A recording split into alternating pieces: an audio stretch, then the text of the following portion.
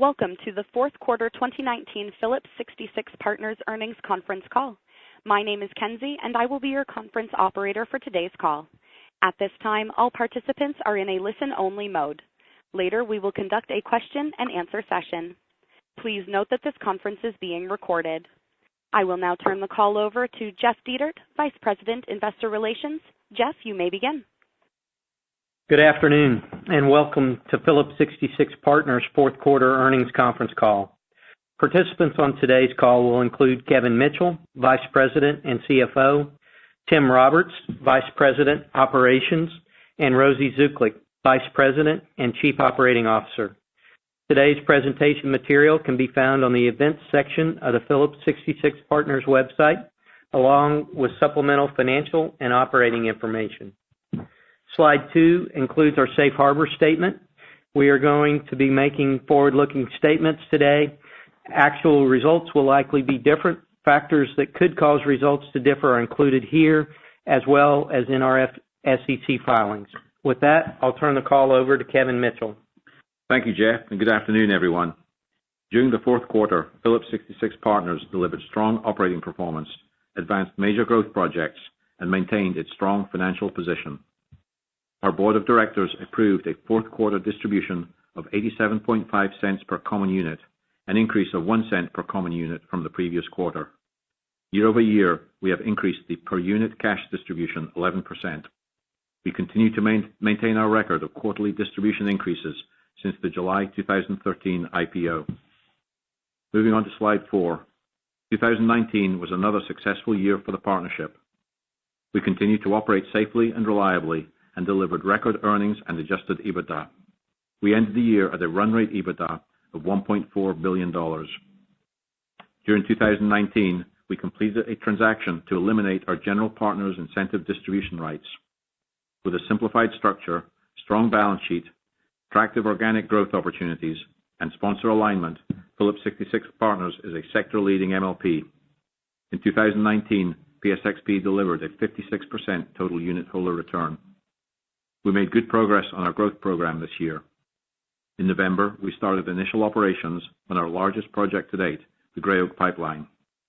In addition, the Bayou Bridge Pipeline Extension, the Lake Charles Products Pipeline, and the Lake Charles Isomerization Unit were completed.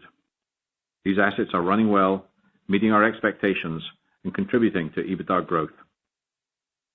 Moving on to slide 5 to discuss the financial results.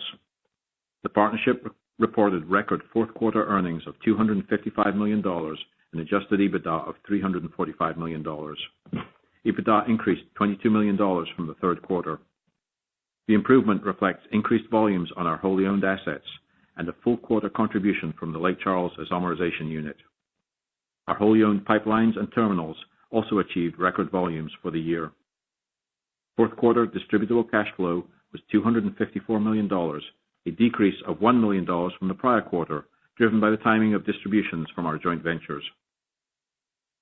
Slide 6 highlights our financial flexibility and liquidity.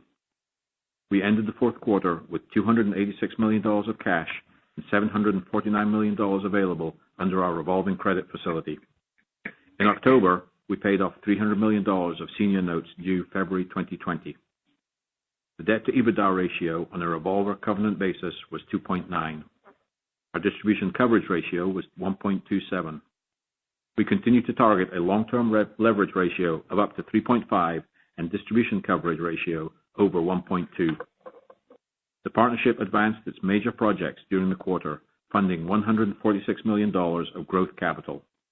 This included spend for the C2G pipeline, Sweeney to Pasadena capacity expansion, Clemens Caverns, and the South Texas Gateway Terminal. As we begin 2020, we remain committed to maintaining our strong financial position and disciplined capital allocation.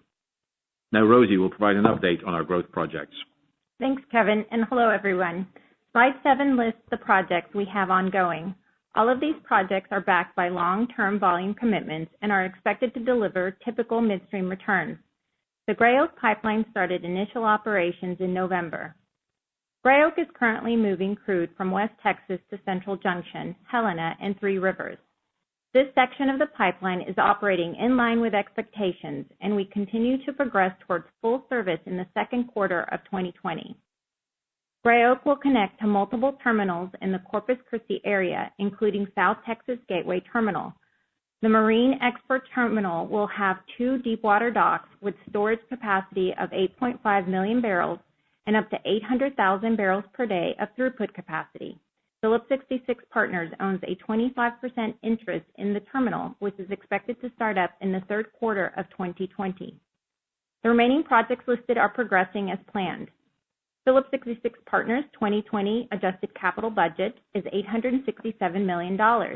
This includes $734 million for growth projects and $133 million of maintenance capital.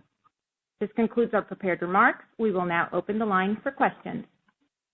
Thank you. We will now begin the question and answer session. If you have a question, please press star, then 1 on your touch-tone phone. If you wish to be removed from the queue, please press the pound key. If you are using a speakerphone, you may need to pick up the handset first before pressing the numbers. Once again, if you have a question, please press star, then 1 on your touch-tone phone. Teresa Chen from Barclays, your line is open. Please go ahead. Good afternoon. Thank you for taking my questions.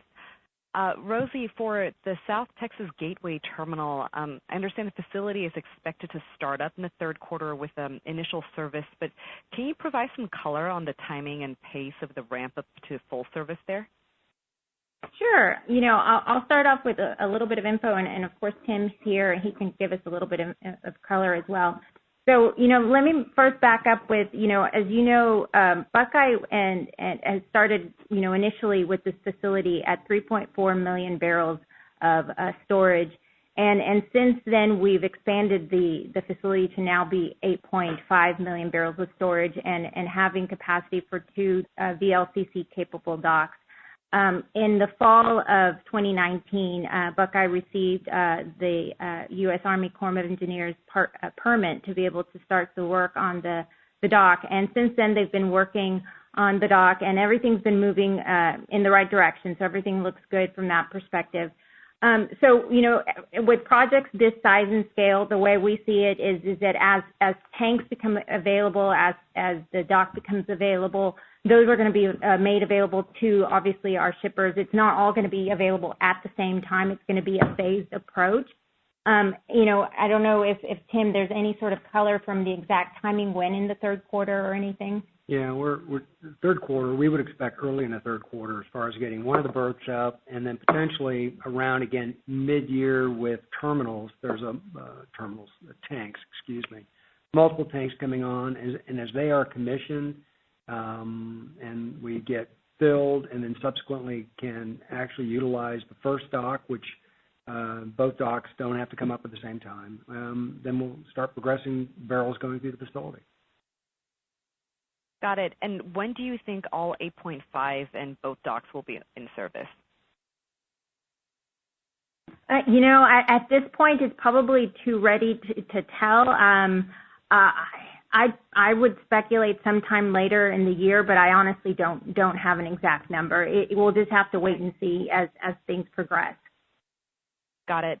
And switching gears a bit, I wanted to touch on some of Greg's comments on the PSX call related to how the midstream inventory should ultimately end up at PSXP. And of that $800 to $900 million qualifying income amount, how much of that consists of what we would call inside the refinery gate assets versus the more attractive large-scale assets that could be backed by more third-party cash flows like the export infrastructure at Beaumont, Freeport, and such? Yeah, Teresa, this is Kevin. Greg talked about the $800 million or so of existing EBITDA that's available to drop. And of course, he also clarified that there's a significant amount of investment underway at the PSX level that will continue to grow that EBITDA number. And so that $800 million is all what we would consider sort of true midstream assets. It's not refinery, inside the refinery fenced type of infrastructure that if you sort of contractually put the appropriate arrangements around it, you could make it midstream qualifying. So it's all what we would consider true midstream EBITDA. Got it. And in terms of financing, again, echoing Greg's words that, secondary equity markets are currently closed. Any thoughts on other avenues of financing? Would you consider doing another pref or a pipe, for example? Yeah, I wouldn't really speculate around what our future financing would be. And as we look at any of those kind of transactions, we're always triangulating around the balance sheet, the leverage ratios, maintaining coverage, and funding the transaction. I mean, to me, a pipe is just a form of an equity issuance, and so I think of just common equity in the sort of broadest sense. Whether you go about that through a sort of public offering or you go about it through a pipe type mechanism, that's all a variation. You end up in the same place from that standpoint. The preferred is certainly another option to consider. We've done that in the past, and that's proven to be very successful for us. But I'm not going to speculate too far on exactly what that might look like. Thank you. Bill Stewart from Scotiabank, please go ahead. Your line is open. Good morning, everyone. Congrats on another solid quarter. I was hoping that maybe we could talk about the EBITDA ramp kind of throughout 2020. Obviously, you guys did a great job of growing EBITDA in 2019 and kind of hitting that $1.4 billion kind of annualized run rate in 4Q, a little bit ahead of schedule. As we look out, on a quarterly basis, it seems like 1Q 20 is probably going to be the low point, given just seasonal turnaround and, the fact that you're not going to have a full contribution from Gray Oak. I was wondering if you guys could maybe walk us through, kind of how EBITDA growth stair steps throughout the year, and if that $1.5 billion kind of annualized run rate exit 4Q 20 is still a good figure. Yeah, so you're right, Phil. If first quarter is normally seasonally a weaker quarter for the MLP, and there's two main reasons. One, we're coming off of butane blending, so the fourth quarter benefits from butane blending, and then the first quarter ends up having that 10% of volumes coming off, and so that ends up always being a headwind for the first quarter. And then additionally, just in general, refinery turnarounds tend to be, a little bit higher in the first quarter. And, you may have heard that in the PSX earnings call, they guided to about a 90% utilization rate. And so if you think about the fourth quarter, that ran at about 97% utilization. And then you think about specifically the assets that are tied to the PSXP refining system, the PSXP assets, they ran very, very well, whether it was Ponca or Borger. And so, if you think just overall 90% utilization rate, so that's going to be an additional headwind. And then as far as Gray Oak's really, with second quarter being when we expect, full ramp up, it's really not going to be of anything substantial to offset those two headwinds. So first quarter will be certainly the weakest quarter, and then the way it naturally progresses, if you just look at history, is the second quarter is a little bit stronger than the first, the third quarter is stronger than the second, and then the fourth quarter always ends up being the strongest quarter for the fourth. And we still believe that the $1.5 billion run rate EBITDA is what we'll exit 2020 with. And if you look at the table of organic growth projects that come online this year, so you go from literally Gray Oak's really the first one that's making a contribution. Sweeney to Pasadena is a 2Q. 3Q, you got South Texas Gateway, and then 4Q, Clemens Caverns expansion. So there's a nice kind of ramp up through the year as the projects come up. Of those, Gray Oak is by far the most significant in terms of as an individual project. Great. I really appreciate the color there. And then just as far as Gray Oak goes, understanding that, initial service has begun and, appreciate the, kind of updated commentary on kind of the 2Q20 being the first quarter of kind of full service. Just wondering if there are any material milestones that really need to be hit between now and then, that could push that back or maybe bring it forward a little bit. No, really, it's the milestone at this point is the finish line. So we're at a point now where we've got multiple spreads working with regard to terminals, finishing up connections, the pipes in the ground. It's really just finishing up the terminals, power connections, I&E work, hydro testing, any kind of terminals. I mean, we are completely in the weeds on many different fronts, but this is typical as you're getting ready to finish the project. I've seen this in, previous experience, petrochemical facilities. Nothing big, but a lot of little things, and they all got to get done. So that's where we're at in this home stretch. All right. Thanks so much. That's it for me. Chris Siganolfi from Jefferies, please go ahead. Your line is open. Hi, everyone. Good afternoon. Rosie, I just wanted to follow up on Teresa's discussion about the capital growth projects. Obviously, there was a scope change you guys talked about and had been earlier talked about by PSX with regard to the South Texas Gateway Terminal. So just from the third quarter to the fourth quarter, just comparing these slides, right? Cost came up on Sweeney to Pasadena. I'm assuming, given that the original budget was given in December, that's already been contemplated in what you gave because it's consistent with what you gave today. Is that right? Or were there offsets elsewhere? Okay. Right. The $867 million of CapEx is not changing at this point. That's right. Okay. And then, you had mentioned, I'm always just curious when slide decks change, what gets added, what comes out. You guys have been featuring sort of an anticipated 6 to 8 multiple on the organic backlog, and you've noted it as such on that same slide. I don't see it this time. You had made a comment in your prepared remarks about a consistent midstream multiple, and I'm just curious if you're hinting that it's changing at all. No, and it's funny because we actually, in preparing these slides, thought that someone would bring it up, and I don't know if you noticed that we actually changed the look of the slides, and it's a much more cleaner look, and the new slide layout does not have ticker boxes. So that's why I made a point of saying it in my script. Okay, fair enough. And then the final question for me, and I noticed this when you guys gave the original budget, just the significant step up in maintenance budget from last year to this year. Is there a particular item that's driving that, or I guess what is driving that change? And what's the cadence, I guess, if we look at the future?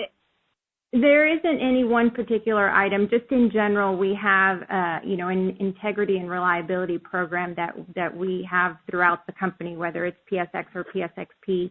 And it just so happens that for 2020, a lot of the pipelines that we've identified, we have a lot of 40-year, 50-year, and 60-year vintage pipelines throughout the both PSX and PSXP system that we want to increase the reliability and integrity of the pipeline systems. The good news is that a lot of the work that we're doing is really more on the identifying things before they happen. And so what you're seeing really in 2020 is we're actually increasing. So the spend that we have is more like 9% of EBITDA.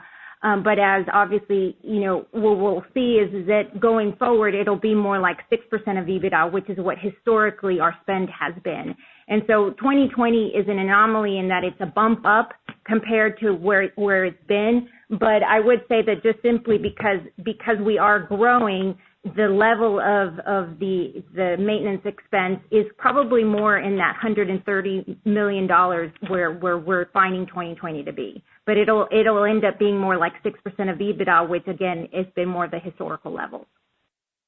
Okay, so driven there maybe more acutely because of some particular programs, but in general, as the business grows, you just think that's probably the new ballpark. Is that a fair recharacterization? That's right. Okay. The business will obviously get bigger, but the amount as a percentage will be smaller. This is Tim. You'll find our maintenance, when you look at it across, whether it's at the PSX level for midstream or with the PSXP, we have a number for the year, but it really is not ratable per quarter. And again, based on specific size, complexity of a project in a region.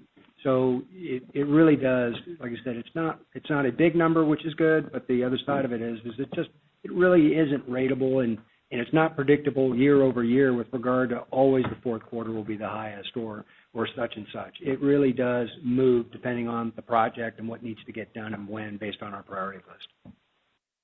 Okay.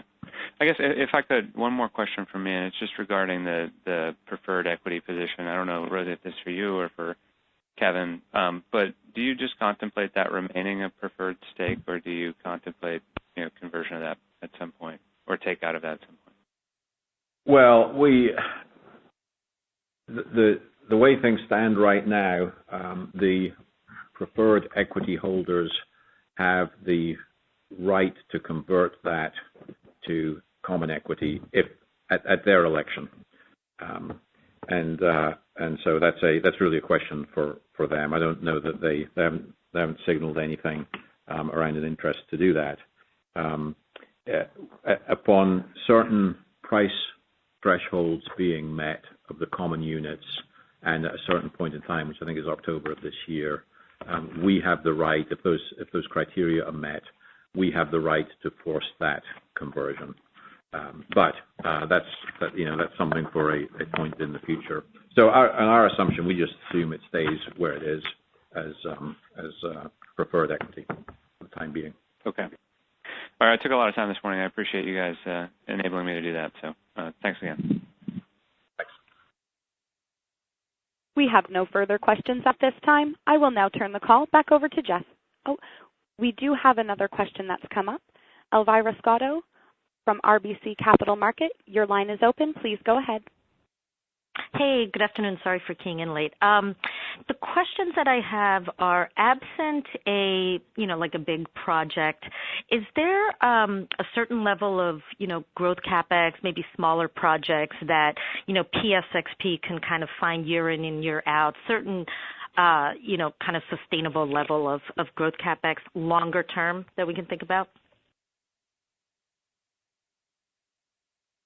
I'm just thinking through that. I mean, there probably is. I mean, as you know, we've grown the MLP significantly through a combination of drop downs, which is more in the earlier stages of the MLP of PSXP's life cycle, and then in the last 2 or 3 years, it's been a lot more organic opportunities, albeit still projects that originated at the PSX level. And so as we look at it, we still think that that's probably the path to continued growth at the MLP. What we do find with the infrastructure we have in place, we do continue to come upon relatively small investment opportunities that are nice return projects that give a good little boost to growth, to EBITDA generation. And so there probably is a level. I don't think we've really defined what that is. Obviously, it would be significantly lower than where we've been lately, where we're sort of $800 million total capital spend number. It would be something significantly lower than that. But with the size of the portfolio that we have at the MLP and the fact that that is continuing to grow, it makes sense that there would be sort of continued, almost incremental type opportunities to provide additional return and growth. Thanks for that. And then the last question that I have is, at the PSX level and on the call, they talk about Advantage and how that's going to provide about $1.2 billion of enhancements, I think, by through the end of 2021. Does any of that flow through to the PSXP level, or how should we think about Advantage as it relates to PSXP? I think where that would manifest itself at the PSXP level. So to the extent that there's capital projects being done at the MLP, which of course there are, that's an element of the benefits that we're seeing in terms of more effective execution of our capital projects. And so you'd expect to see it from that standpoint. There's a significant focus around how we look at our sort of value chain from beginning to end. That's not going to show up the same in the MLP because that's really all around the hydrocarbons. And so the MLP model, which is more of a sort of tolling arrangement type, volumes times a tariff or a fee, you're less like, you're not going to see that same sort of value chain focus. But the other area is that value chain focus identifies investment opportunities that we might not have done previously. And so to the extent those investment opportunities make sense for the MLP, you'll see some benefit there. And then the other element is in terms of operations and using digital data, having the ability to do data analytics and drive better decisions around how we actually operate our assets. And the MLP will benefit from that just as much as at the PSX level for those assets that sit at the MLP. So there's certainly some elements of that will flow and be for the benefit of the MLP. Great. Thank you very much.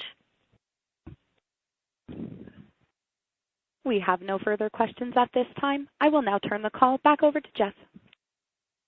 Thank you for your interest in Phillips 66 Partners. If you have additional questions, please call Brent or me. Thank you.